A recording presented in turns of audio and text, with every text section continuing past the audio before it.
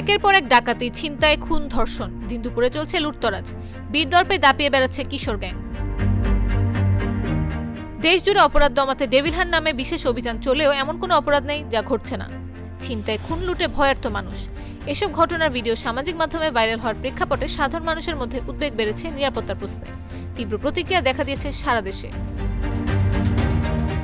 অভিযানের মধ্যেও যখন এমন বেপরোয়া অপরাধীরা, তখন আইনশৃঙ্খলা পরিস্থিতি নিয়ে উদ্বেগের পটভূমিতে স্বরাষ্ট্র উপদেষ্টার পদত্যাগের দাবি উঠেছে বিভিন্ন পক্ষ থেকে। প্রশ্ন উঠছে আইনশৃঙ্খলা রক্ষাকারী বাহিনীর ভূমিকা নিয়েও। পদত্যাগের দাবির মুখে রোববার গভীর রাতে জরুরি সংবাদ সম্মেলন ডেকে স্বরাষ্ট্র উপদেষ্টা বলেন, আজ থেকে দেশের আইনশৃঙ্খলা পরিস্থিতির লক্ষণীয় উন্নতি হবে। এদিকে পুলিশের আইজি বাহারুল হক জানান, ঢাকা মহানগর পুলিশ, র্যাব ও অ্যান্টি টেরোরিজম ইউনিট যৌথ অভিযান করবে। এটি কার্যকর না হলে ভিন্ন পরিকল্পনা নেওয়া হবে। সচিবালয় আইনশৃঙ্খলা সম্পর্কিত এক বৈঠক শেষে এক ব্রিফিংয়ে স্বরাষ্ট্র উপদেষ্টা একই কথা জানান। কিন্তু প্রশ্ন উঠেছে আইনশৃঙ্খলা রক্ষায় মাঠ পর্যায়ে পুলিশ ছাড়াও র্যাব ও সেনাবাহিনী মোতায়েন থাকার পরেও কেন পরিস্থিতির অবনতি ঘটছে। পুলিশের হিসেবেই চলতি বছর জানুয়ারিতে সারা দেশে হত্যাকাণ্ডের শিকার হন 294 জন। এ সময় 171টি চুরি, 71 ডাকাত, 105 অপহরণ এবং নারী ও শিশু নিপীড়নের ঘটনা ঘটে 1440টি। এদিকে সারা দেশে মোতায়েন আছে সেনাবাহিনী। পুলিশও গত বছর অগস্টের পট পরিবর্তন জনিত বিপর্যয় কাটিয়ে উঠে পুনর্দমে কাজ করছে বলে দাবি করা হচ্ছে। তবে মাঠের পরিস্থিতি ভিন্ন।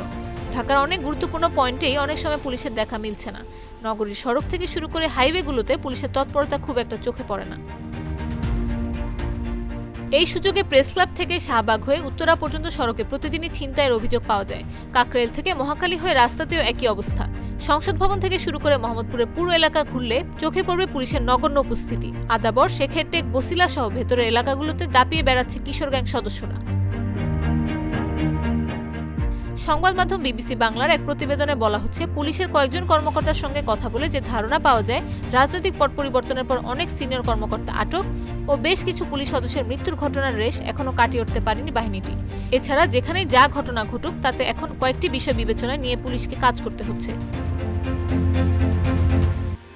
আবার অনেক পুলিশ সদস্য চাকরি হারিয়েছেন, আবার চাকরিতে আছেন কিন্তু অনেকে নিষ্ক্রিয় হয়ে আছেন, আবার কেউ কেউ বিপদ এড়াতে গা বাঁচিয়ে চলতে চাইছেন। এই বিষয়ে সমাজ ও অপরাধ বিশেষজ্ঞরা বলছেন, এখন অপরাধীরা মনে করছে পুলিশ ও সেনাবাহিনীর অভিযানের টার্গেট হলো শুধু রাজনৈতিক ডেভিলরা। পুলিশের একটি পেশাগত অন্তর্নিহিত শক্তি থাকে যা অপরাধ নিয়ন্ত্রণে গুরুত্বপূর্ণ। কিন্তু এখন বিতর্কিত হবার ভয় কিংবা অন্য কোনো কারণে সেটি দৃশ্যমান নয় বলে আইন শৃঙ্খলার ক্রমাগত অবনতি ঘটছে বলেও মনে করছেন তারা। আইন শৃঙ্খলার যারা অবনতি ঘটাচ্ছে বা চেষ্টা করছে তেমন সব ডেভিলকে ধরতে হবে বলে মত বিশেষজ্ঞদের। নাফিস আব্দুল্লাহ, জাগো নিউজ।